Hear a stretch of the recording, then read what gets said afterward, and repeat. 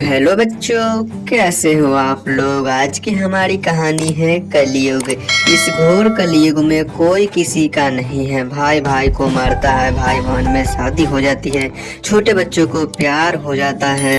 इसी घोर कलयुग में एक सेठ थे जिनके दो बेटे थे, रामू और श्यामू। एक बेटे बहुत शांत स्वभाव का था।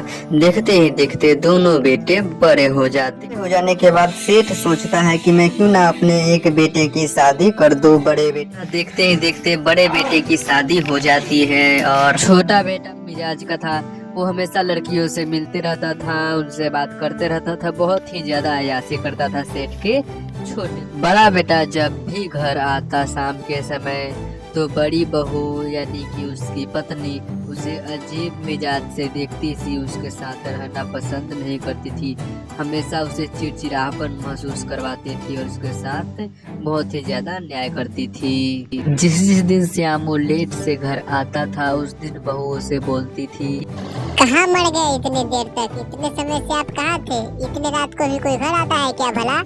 ये सब कहते हुए पीछे से छोटा बेटा देख ले। ये सब देखने के बाद छोटा भाई जाकर सारा बात अपने पापा यानी सेठ से कह देता है कि भाभी भैया के साथ बहुत ही ज्यादा बुरा बर्ताव करते हैं हमेशा, और ये सारा बात सेठ गौर से सुनते हैं।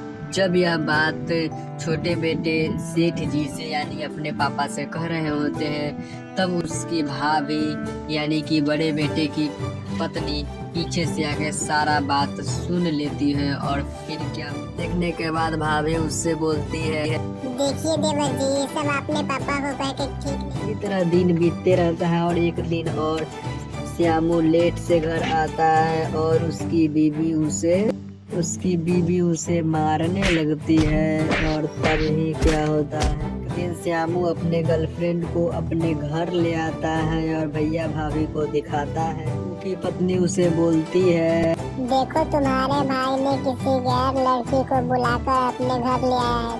सेठ जी ये सब देखते रहते हैं और फिर दोनों का शादी करवा देते हैं। दोनों का शादी हो जाता है और दोनों खुशी खुशी अपने घर रहने लगते हैं। लेकिन बड़ी बहू का कुछ नहीं होता है, वो इसी तरह हमेशा घर में लड़ाई झगड़े करते रहते हैं। और फिर एक दिन सेठ जी अपने बहू को ये सारी बात समझाते हैं और कहते हैं, देखो बहू, ये सब रोज रोज का नाटक मुझे अच्छा नहीं लगता है।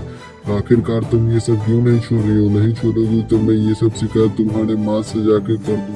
फिर भी बहू का रोज रोज का ये नाटक जारी रहता है। आखिरकार सेठ को इसके माँ के पास जाना ही पड़ता है। अपने बड़े बेटे के साथ उसकी माँ से मिलने जाते हैं और उसकी सारी शिकायत उसकी माँ से कर देते हैं। देखिए, आपकी बेटी रोज रोज घर में नाटक करती है, मेरे बेटों पर हाथ उठाती है, ये सब अच्छे नहीं लगते। आखिरकार क्यों नहीं अपनी बेटी को समझाती हैं आप? फिर सासू माँ अपने बेटी को कॉल लगाती है और कहती है, बेटी आखिरकार क्यों हम लोगों को वहाँ इज्जत माटी में मिला रही हो? क्यों अपने ससुराल में जाके ये सब कर रही हो? क्यों नहीं छोड़ देती हो ये सब? तो फिर उसकी बेटी का क्या मैं इज्जत के साथ अपने ससुराल में रहूंगा, किसी को कुछ भी नहीं करूंगा।